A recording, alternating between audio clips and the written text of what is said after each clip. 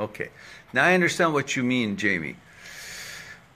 Jamie says, I work in telephone sales. Some days I make so many sales and sometimes not. When I make one sale, more follow, like a snowball effect. Do you believe that positive mental attitude can improve sales? Can people really feel whether they will buy from you just by hearing your voice? Sorry, look. Okay. Well,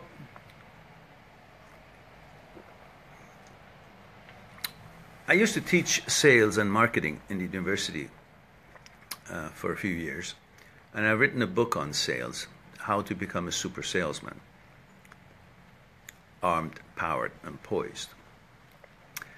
In sales, you should remember, you may be able to sell something, but that doesn't mean that you will feel great about it because you twisted someone's arm and you got them to buy it. In sales, that shouldn't be the only thing you have in mind. The first and foremost should be, is this product that you're selling is serving a purpose and solving a certain need that that person that you're talking to? And if you can discover and you can explain and explore the benefits of this for that person, then that person naturally would make that decision. And if you explain it well, the need and the remedy or the solution that this product will have for the need that that person has, if that person does have that need. In other words, if someone who has a, I don't know, a Mercedes-Benz, you can't sell the same Mercedes-Benz to him because he already has that. He has no need for a car, let alone his own car, exactly like it. So there has to be a need for it. So you can't sell a hamburger to someone who just had 2 hamburgers. It's not hungry. There's no need for it. But if you can identify the need, and if that need is in right place with that person, then you can go on, discuss the product, and then see how this product solves the need of that person. Then the sale naturally takes place. There's, of course, a lot more about sales and so on. But yes, if you have a positive attitude about your product, meaning knowing your product, what is this product about? What does it do? What are the good and bad about it? How does it fit to this person's need? And if you know that knowledge and you be able to intelligently discuss this and show all the good things about the product and all the things that may not be so good, if it's going to be harmful to that person, you have to be honest about sales. People see honesty as a better selling tool than just enthusiasm. Enthusiasm is great and it's important. You can't be selling something when you really don't feel good about it. First thing is you got to believe in that product. You got to be seeing this product as something that does something good. And if you believe in it yourself, then you will have an easier time to sell it. Then you got to see if that person has a need for it. Then you got to explain all the things that this product does for that need. And then, of course, with your positive attitude and your honesty, you will always have a great chance to communicate what you have, what you want to do with that buyer. And they will make the decision, and they won't be sorry that they made the decision because you didn't really twist their arms. You helped them to see how good that product is, and if they need it, they'll buy it. Otherwise, I don't believe in pushing anybody to buy anything because it's just not humane. And at the same time, they'll change their mind and they'll say, I don't want it anymore. Okay, so let's see, what else do we have here? Do we have any? Can you pretend to believe in it? Can they tell if you're pretending? It's not about if they can tell if you're pretending or not. It's the fact that you shouldn't be pretending. Why should you be pretending? Make your life a quality and like what you do. If you keep pretending, one day you wake up and say, I don't like doing this. So find a product that you believe in. Find a person who needs that product. Then it's a natural sale, easy sale. Sales is supposed to be easy. So, Abhishek, I hope that I answered your question about human psyche.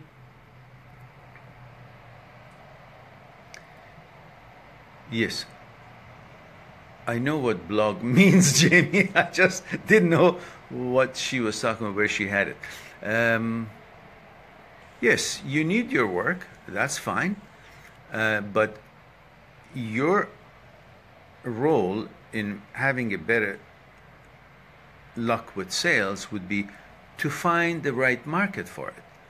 Your product is decent product, then you can't be expecting to sell it to anybody unless you create the need for them and you show them that it really is something they're looking for.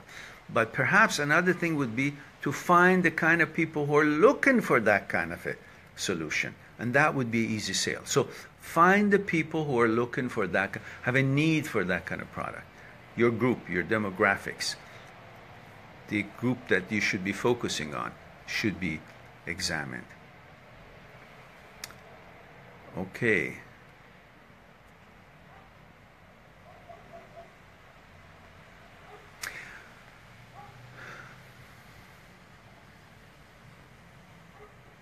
Always remember, you have to show the benefits of the product to your buyer.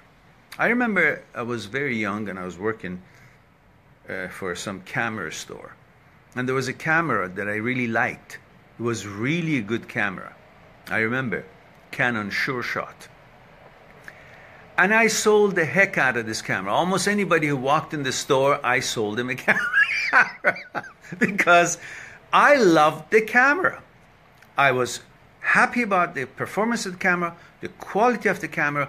It really solved certain need, and it was a remote control camera. Like, you could put the camera then at the time that you had to go and push and run back and try to take a picture of yourself and your company, you would set it somewhere. But this camera, you just put it there and just have a little remote in your hand and just click it and it would just take the picture. And that was one of the beautiful features at the time.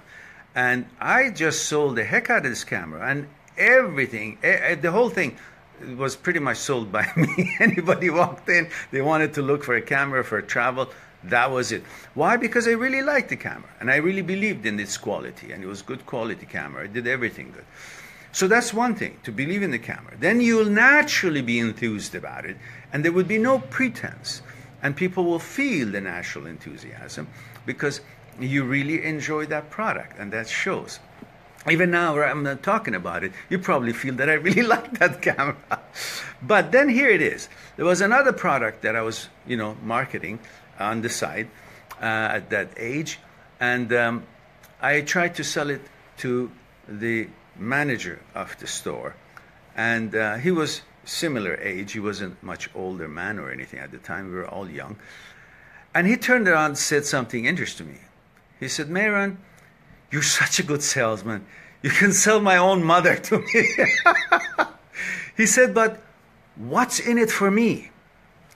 And right then, it was a very interesting learning process for me, because he was no guru of any sales or marketing, but I was open to learn what is the need of the person that I'm trying to sell. So there, he just let me know, and it became part of my understanding about sale, that it doesn't matter how much I believe in the product, how much I love the product. I got to show the benefits of the product for that person. So regardless of how good a salesman you are, you got to show what's in it for that person that wants to buy it. What does it do for it? What's the benefit for it? And the benefit selling is a very good way of selling. So something for you to remember. It's not just how to sell and how to be a good salesman. It's really how this product helps that person to get where they want to go. It's like you have a train ticket. How does this ticket gets this person on the train, but does this train go where he wants to go, or just train is a ride? That wouldn't work. So I hope that helps a little bit. Okay, you're welcome. And let's see.